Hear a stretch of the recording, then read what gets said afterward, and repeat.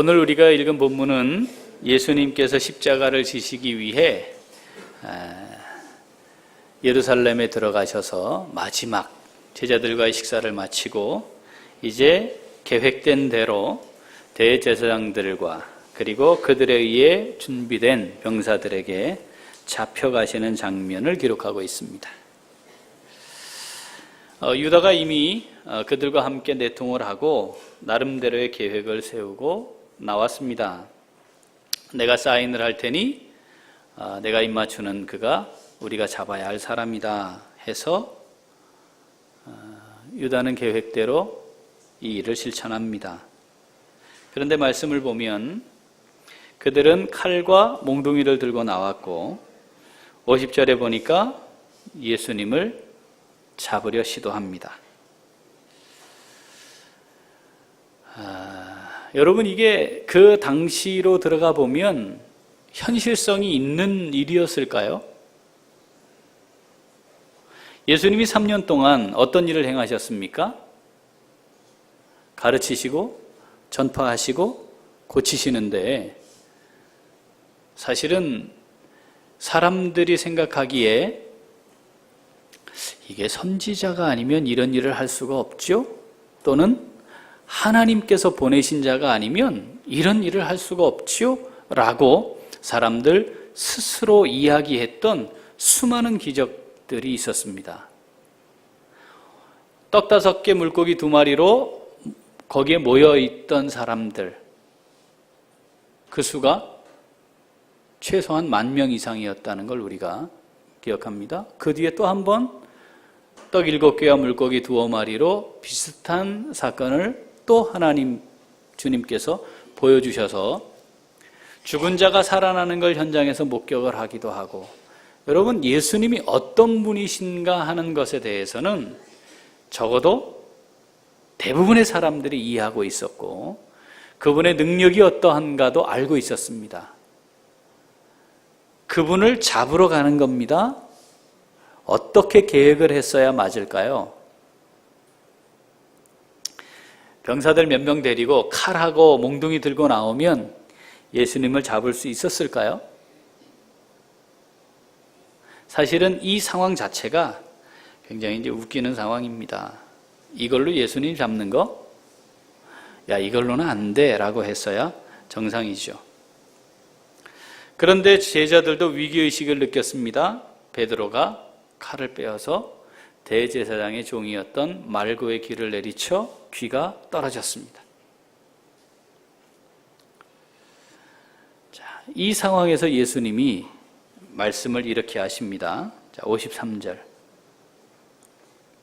너는 내가 내 아버지께 구하여 지금 12군단 더 되는 천사를 보내시게 할 수 없는 줄로 아느냐? 뭘 12군단, 한 군단이 당시 병력으로 따지면 한 6,000명 정도 됐거든요. 그러니까 12군단이 더 되는 천사, 사실 뭘 천사를 이렇게 부를 일이 있어요. 천사 한둘만 오면 이거 싹 정리하지. 그런데 주님은 어떤 분이시다? 마음만 먹으면 12군단 더 되는 천사를 싹 불러가지고 원하시는 걸 한 방에 해결할 수 있는 분이시다. 야, 군인들을 데리고 왔어? 그거 게임도 안 돼. 그거 뭐야? 내가 마음만 먹으면 한 방에 해결할 수 있어. 이런 거죠. 자, 54절은 이렇게 기록합니다. 내가 만일 그렇게 하면 이런 일이 있으리라 한 성경이 어떻게 이루어지겠느냐 하시더라. 택도 안 되는, 말도 안 되는 아주 웃기는 상황이 벌어지고 있지만, 그런데 주님이 순순히 그들이 행하는 대로 따라가신 이유, 뭐라고요? 이미 하나님이 말씀 가운데 이런 일이 있으리라 했기 때문에 그 말씀대로 이루어지는 것이 맞다. 그래서 내가 지금 이들에 의해 잡혀가는 것이다 말씀하는 겁니다. 이것을 요한복음에는 다르게 표현을 해놓았습니다. 요한복음 18장 11절 같이 읽어볼까요?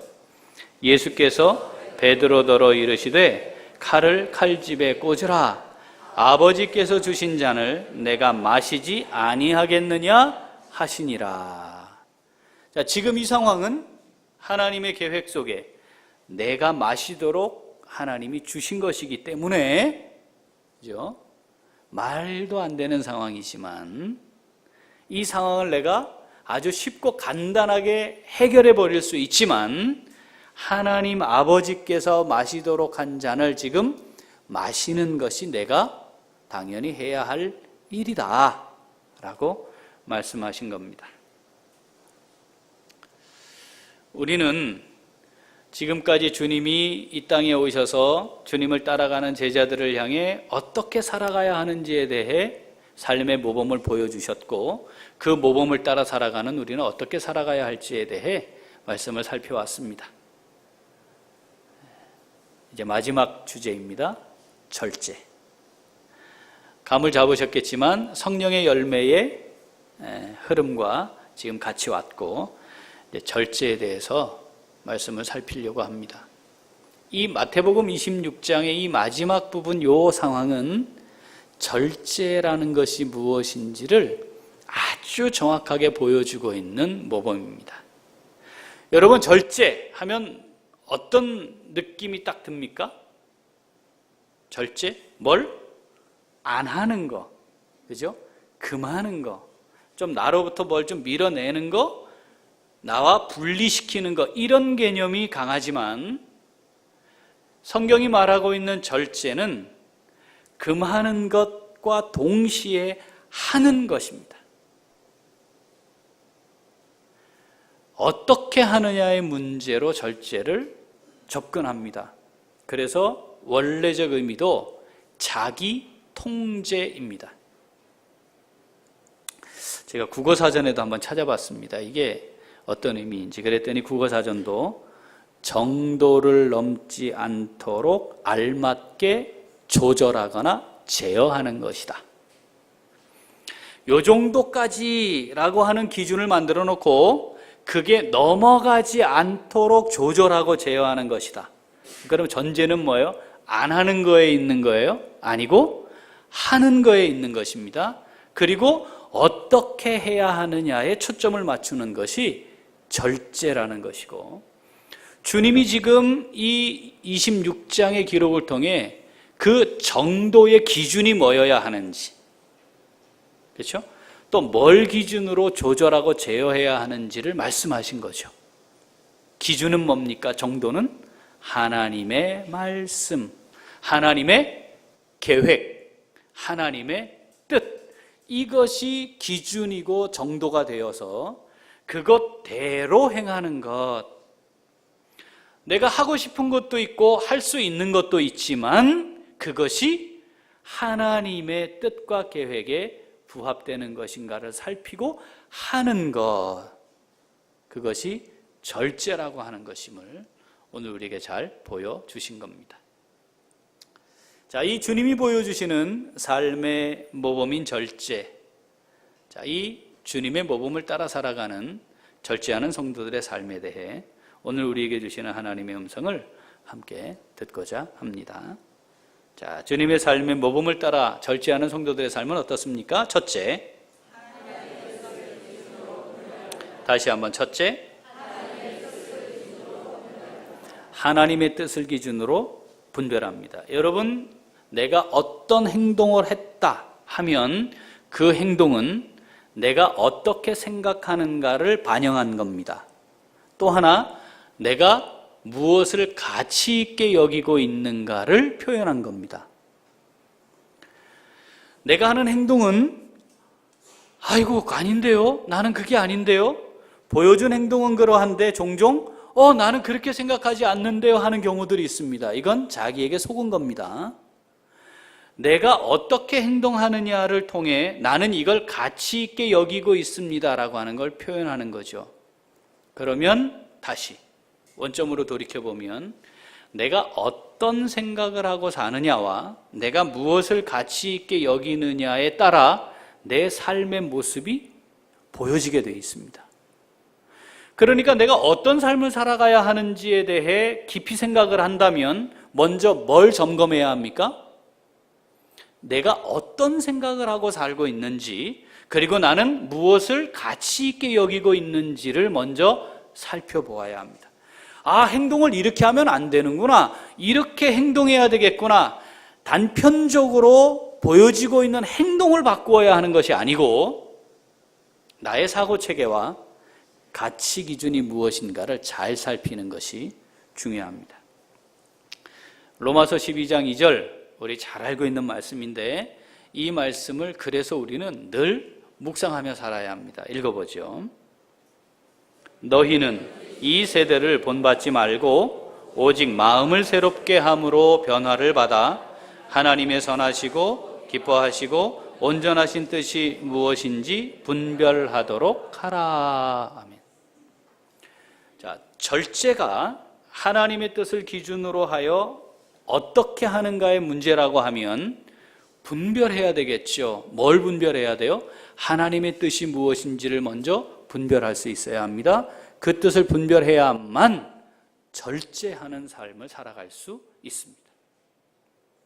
그런데 하나님의 뜻을 분별하라고 말씀하시기 전에 두 가지를 말씀하세요. 하나는 이 세대를 본받지 말아야 하고, 또 하나는 새롭게 함으로 변화를 받아야 한다는 겁니다. 이것은 무엇이 변화되어야 된다는 겁니까? 사고체계와 가치 기준이 달라져야 한다. 이 세상과 달라야 한다라는 걸 말씀하고 있는 겁니다.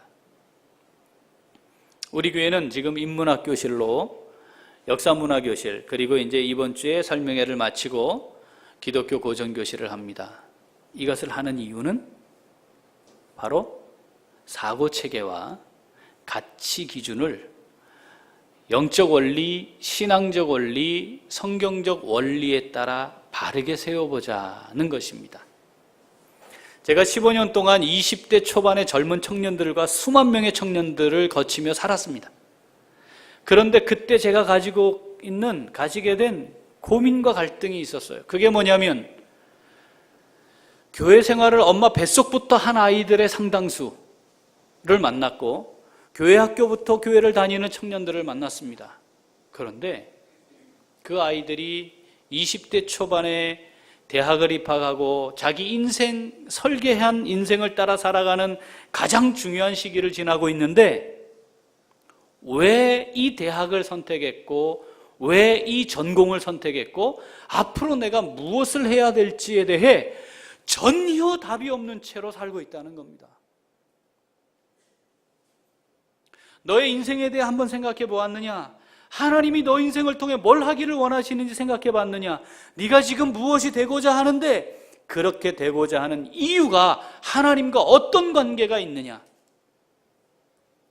뻥 좀 치면 제가 만난 수만 명의 청년들 중에 한 명도 없었습니다. 이건 정말 심각한 일이었습니다. 도대체 뭘까?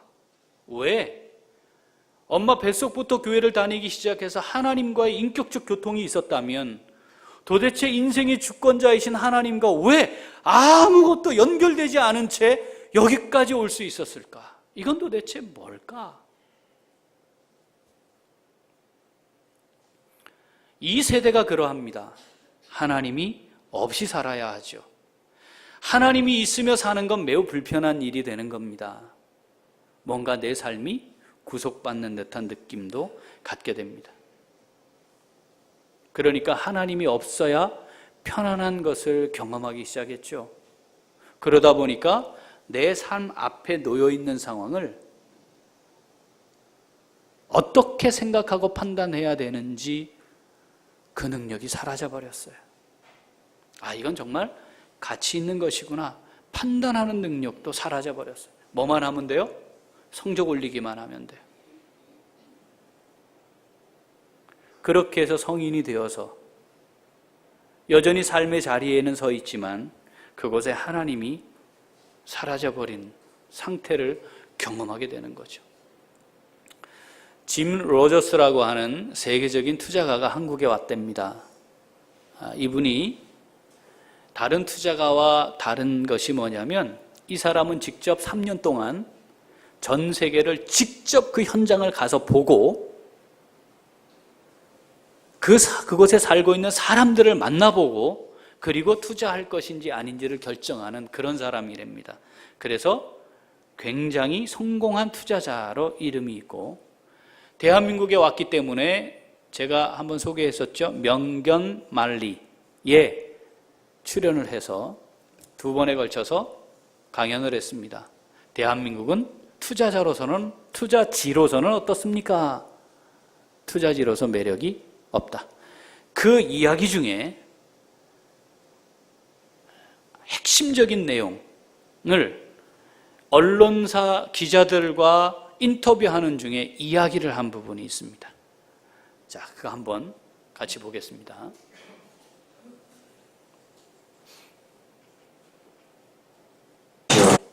Just about anywhere, teenagers don't want to work for the government. They don't even think about working for the government. They want to be football players or Bill Gates or something. They don't want to work. Nobody thinks about working for the government. There's just thousands of young people who are spending untold hours and money preparing to take a test to work for the government. The young woman I met spends 15 hours a week, 15 hours a day studying for the exam. She's already failed it a couple of times. The prospects are not good. Only 1 in 100 succeed. I said, if you spend 15 hours a week, you can be a great reporter. You can build a business. You can do something else. She and all these young people are desperate for security and safety. It certainly makes me wonder about a society where young people want safety and security and to become government bureaucrats instead of working in Silicon Valley or something. So it worries me about, Korean population will be declining soon, and everybody wants a government job. How are you going to pay off the debt? How are you going to compete with China, Vietnam, Myanmar? So it was somewhat depressing. I'm delighted to see that none of you are taking the exam for the government jobs. So at least there's some hope for Korea. 저 사람은 경제적 측면에서, 사회적 측면에서 접근을 해서 세상의 청소년들이 공무원이 되겠다고 하는 나라, 이거 표현을 저렇게 했지 원색적으로 전문적 용어로 표현하면 이 나라는 망한 나라입니다 라고 얘기한 겁니다. 저 이야기를 제가 명견말리에서 들으면서 이거 하나님이 주시는 메시지다. 저는 이렇게 받았습니다. 청년들이 왜 공무원이 되려고 할까요? 이유를 안정이라 했습니다. 하루에 15시간씩 공부합니다. 그런데 벌써 몇 번 떨어졌어요. 그 여학생이 컵밥을 먹으러 왔다가 로저스하고 만나서 대화를 해요. 로저스가 깜짝 놀랐습니다. 합격률이 얼마라고요? 1.8%예요, 정확하게. 1.8%. 한 자리를 놓고 100명이 응시를 하고 98명이 떨어지는 거예요. 그걸 준비하고 있는 거예요. 뭘 위해서? 안정을 위해서. 하나님의 설계, 하나님의 계획, 하나님의 뜻, 나를 향한 하나님의 섭리는 뭘까? 관심이 없는 겁니다. 한 번도 이야기를 해주지 않았습니다. 뭐만 시켰습니까? 공부시켰습니다. 학원 가야 한다. 성적 올려야 한다. 그러니까 하나님이 이 땅에서 나를 통해 하고 싶어 하시는 일이 뭘지, 하나님이 내게 주신 달란트는 뭘지, 나는 어떻게 해서 하나님의 그 뜻을 이루어드리며 살아갈 수 있을지 생각하지 않는 겁니다. 이게 뭔지 아십니까? 이 세대를 본받는 것입니다.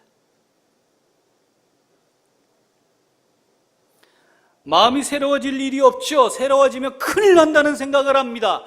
아니, 현실 속에서 하나님의 뜻을 찾는 것이 얼마나 어리석고 바보 같은 것인가, 그렇게 믿고 사는 겁니다.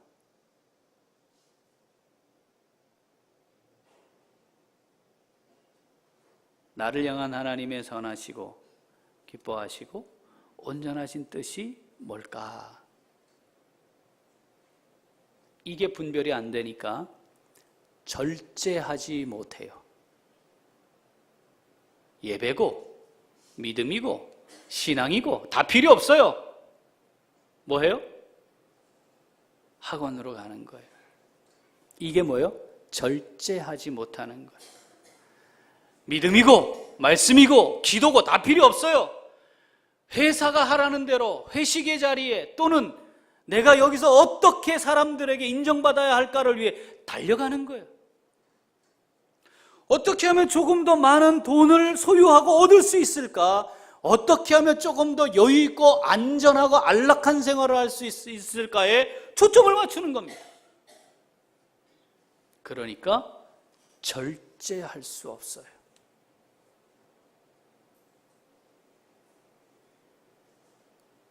하나님의 뜻이 무엇인지, 하나님이 내게 주신 말씀은 무엇인지, 하나님이 나를 향해 갖고 계시는 계획은 무엇인지에 집중해야 합니다. 우리 아이들에게 그것에 집중하며 살도록 가르쳐야 합니다. 우리 자녀, 손자들에게 그것을 이야기해 주어야 합니다. 그래야 절제할 수 있습니다. 하나님의 뜻을 잘 분별함으로 하나님을 기쁘시게 하는 절제의 열매가 아름답게 맺혀질 수 있는 우리 모두가 될 수 있기를 소원합니다. 에베소서 5장 10절은 그래서 이렇게 말씀합니다. 읽어볼까요?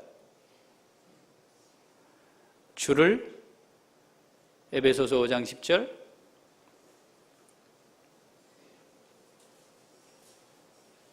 읽어보죠. 주를 기쁘시게 할 것이 무엇인가 시험하여 보라.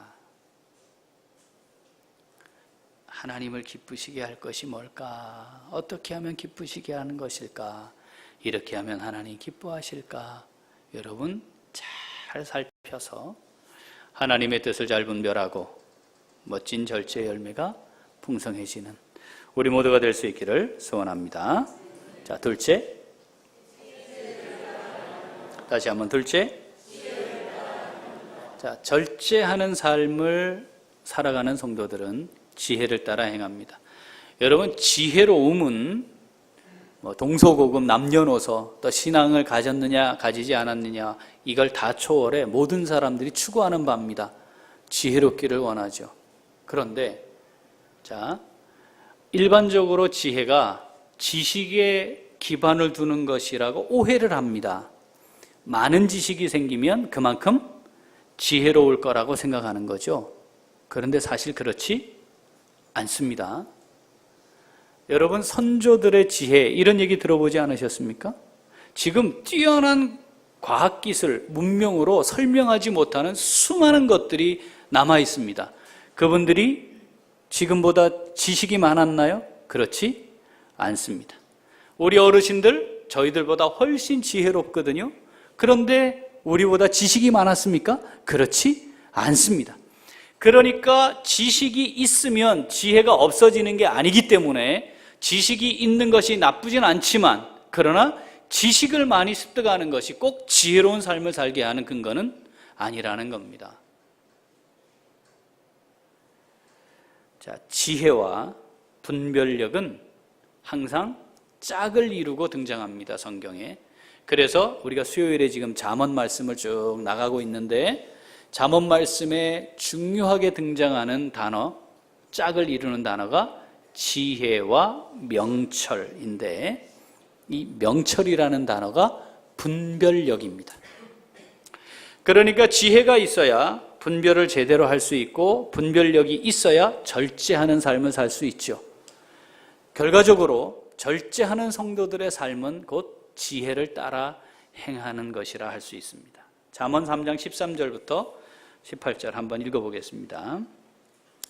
지혜를 얻은 자와 명철을 얻은 자는 복이 있나니 이는 지혜를 얻는 것이 은을 얻는 것보다 낫고 그 이익이 정금보다 나음이니라.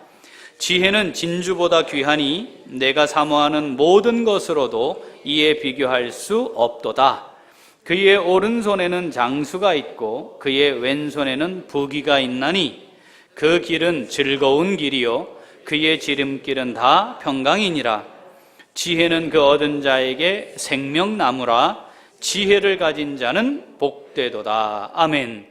장수가 있고 부귀가 있고 평강이 있고 즐거움이 있다면 이보다 좋은 게 뭐가 있겠습니까?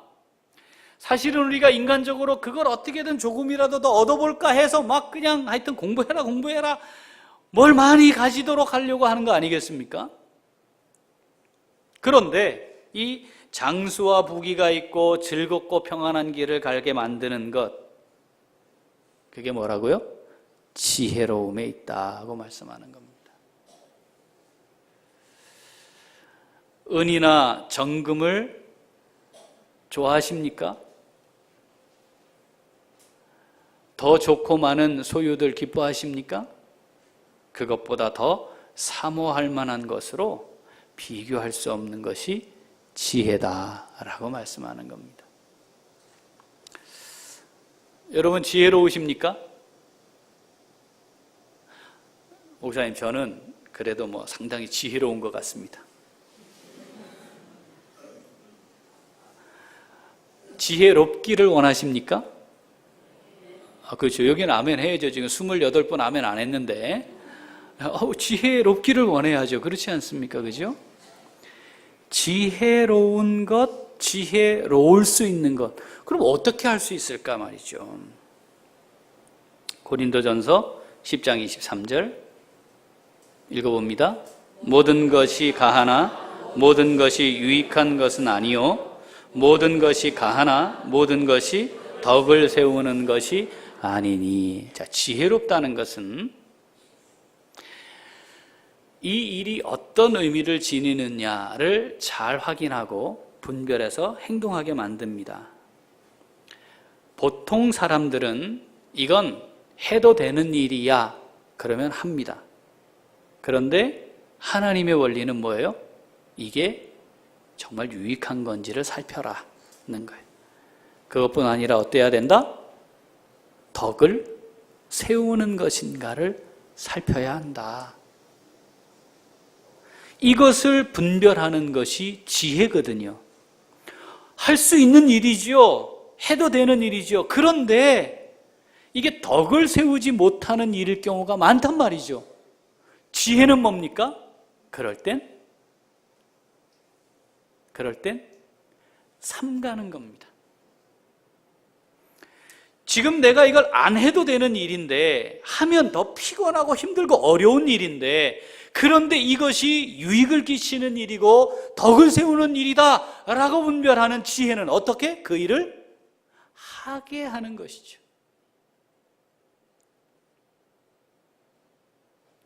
이 지혜로움이 믿음을 가진 성도들에게 있어 정말 아주 중요한 삶의 모습입니다. 그런데 세상적으로 지혜로운 사람들이 있습니다. 하나님과 상관없이. 여러분 우리 주변에 그런 분들이 종종 있지 않습니까? 그렇죠? 그런데 놀랍게도 이 세상적 지혜는 죄의 그 뿌리를 두고 있습니다. 그래서 사실은 내가 지금 하고 있는 일을 바르게 하지 않음에도 불구하고 할 수 있도록 만드는 쪽으로 우리를 이끌어갑니다. 내가 한 일이 그렇지 않은 것처럼 위장하는 일로 우리를 이끌어갑니다. 내가 지은 죄를 감추기 위한 방향으로 우리를 이끌어갑니다. 목사님 너무 극단적인 거 아니십니까? 창세기 3장 6절 한번 읽어보겠습니다. 같이 읽죠? 여자가 그 나무를 본즉 먹음직도 하고 보암직도 하고 지혜롭게 할 만큼 탐스럽기도 한 나무인지라. 어디에 딱 방점이 찍혔어요? 지혜롭게 할 것 같다는 거였습니다. 이 지혜는 어떤 겁니까? 하나님의 뜻을 거스르는 겁니다. 그러니까 이 지혜는 뿌리로 들어가면 하나님을 거스르는 것이고 죄로 말미암는 겁니다. 그럴듯해 보이지만 결국 세상적 지혜는 꾀를 내는 거라고 성경이 표현합니다. 자, 성경을 읽죠. 고린도전서 3장 18절 잘 읽어보겠습니다. 고린도전서 3장 18절 아무도 자신을 속이지 말라. 너희 중에 누구든지 이 세상에서 지혜 있는 줄로 생각하거든 어리석은 자가 되라. 그리하여야 지혜로운 자가 되리라. 이 세상 지혜는 하나님께 어리석은 것이니 기록된 바 하나님은 지혜 있는 자들로 하여금 자기 꾀에 빠지게 하시느니라 하였고 또 주께서 지혜 있는 자들의 생각을 헛것으로 아신다 하셨느니라. 아멘. 이 세상을 살아가는데 우리가 가지게 되는 지혜로움은 하나님과 분리되어 있는 채로 있다면 또는 하나님과 관계없이 지혜롭다면 하나님은 그걸 어리석은 것이라 말씀하시고 헛것이다 라고 하신다는 거예요. 왜? 그 뿌리가 어디에 있었어요? 하나님의 명령을 거스르는 데에 사용되는 것이었기 때문에. 지혜롭기를 원하시죠? 우리 자녀들이 지혜롭기를 원하시죠? 그래야 합니다. 자, 그러면 이 지혜를 따라 행하는 삶을, 절제하는 삶을 살아가려면 어떻게 해야 할까? 잠언 9장 10절 읽습니다. 여호와를 경외하는 것이 지혜의 근본이요 거룩하신 자를 아는 것이 명철이니라. 아멘. 여러분 이 말씀을 믿으셔야 합니다. 믿으셔야 해요. 믿으셔야 해요. 하나님을 경외하면 지혜가 생깁니다. 하나님을 경외하는 자녀로 키우면 지혜로운 삶을 살게 됩니다. 그래서 절제하는 멋진 삶을 살아갈 수 있습니다. 성적이, 숫자가, 이 세상의 지식이 지혜롭게 하는 게 아닙니다. 이걸 역으로 해보면 말입니다. 애가 공부를 잠도 안 자고 먹지도 않으며 공부를 해요. 그래서 전교 1등을 하고 있어요. 기쁘시죠? 그러면 만약에 아들, 딸이 그렇게 되면 걔를 딱 앉혀놓고 물어야 돼요. 얘, 너 왜 이렇게 공부를 열심히 하니? 그런데 이 아이가 하나님에 대해 말을 못해요. 자신의 인생과 하나님이 관계가 없어요. 그런데 죽기 살기로 공부를 열심히 해서 1등을 하고 있어요. 그러면 할 수 있는 한 최선을 다해 공부를 하지 않도록 방해를 하셔야 합니다. 왜죠? 그대로 하나님 없이 크면 이 세상이 그 아이를 가만두겠습니까? 더 확실히 범죄하는 자리로 이끌어갈 텐데. 자녀들에게만 해당되는 말씀이겠습니까? 우리 자신들에게도 동일합니다. 아유, 목사님, 근데 저는 근본적으로 말입니다. 근본적으로 제가 좀 떨어져요, 좀. 그래가지고 이게 지혜롭기가 정말 어렵습니다. 목사님 어떻게 하죠? 자, 저한테 그렇게 말씀하실 분 손 한번 들어보세요. 아, 그분들은 또 안 계시네. 혹시 그런 마음이 있다면 지금 읽는 구절을 마음에 딱 새겨보세요. 시편 19편 7절입니다. 같이 읽습니다. 여호와의 율법은 완전하여 영혼을 소성시키며 여호와의 증거는 확실하여 우둔한 자를 지혜롭게 하며. 이게 답입니다. 이게 인생의 답입니다. 여러분 이걸 믿으셔야 합니다. 하나님의 말씀은 우둔한 자를 지혜롭게 합니다. 머리가 나빠요. 쟤는요, 아유, 누굴 닮아서 저렇게 머리가 나쁜지 자기를 닮은 것일 텐데 인정 안 하는 거지만 누구를 닮아서 쟤는 저렇게 바보 같은지 모르겠어요. 뭐 하면 돼요, 이제부터? 하나님의 말씀을 그 마음에 새기도록 하면 됩니다. 그러면 우둔한 자를 지혜롭게 하시는 하나님의 능력을 맛볼 수 있습니다.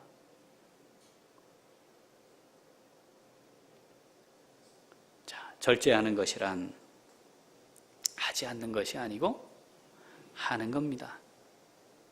금해야 하는 것도 있지만 어떻게 해야 할지에 대해 하나님이 관심이 있고 우리 주님이 그렇게 해야 하는 것임을 말씀하셨다는 사실을 기억합시다. 어떻게 해야 한다고요? 하나님의 뜻을 잘 분별하여 하는 겁니다. 하나님 말씀으로 말미암아 주어지는 이 세상이 주는 것과 근본적으로 다른 지혜로움을 따라 하는 겁니다. 기억합시다. 할 수 있는 겁니다. 가한 겁니다. 그러나 유익한 것이 아닐 때에는 멈출 줄 아는 겁니다. 할 수 있는 겁니다. 해도 되는 겁니다. 그런데 덕을 세우는 것이 아니면 멈출 줄 아는 겁니다. 반대로 유익을 끼치는 것이고 덕을 세우는 일이면 내가 조금 더 힘들어지고 어려워지고 내가 손해도 보고 낮아져야 하기도 하고 그럼에도 불구하고 하는 겁니다. 주님께서 그렇게 하나님의 뜻을 완성하셨던 것처럼 나를 향한 하나님의 뜻은 무엇일지 잘 분별하고 하나님이 우리에게 더하여 주시는 신령한 지혜를 따라 하나님의 뜻을 멋지게 이루어드리는 절제하는 복된 삶, 우리 다 함께 노력할 수 있기를 소원합니다. 아멘. 기도하겠습니다. 하나님 감사합니다.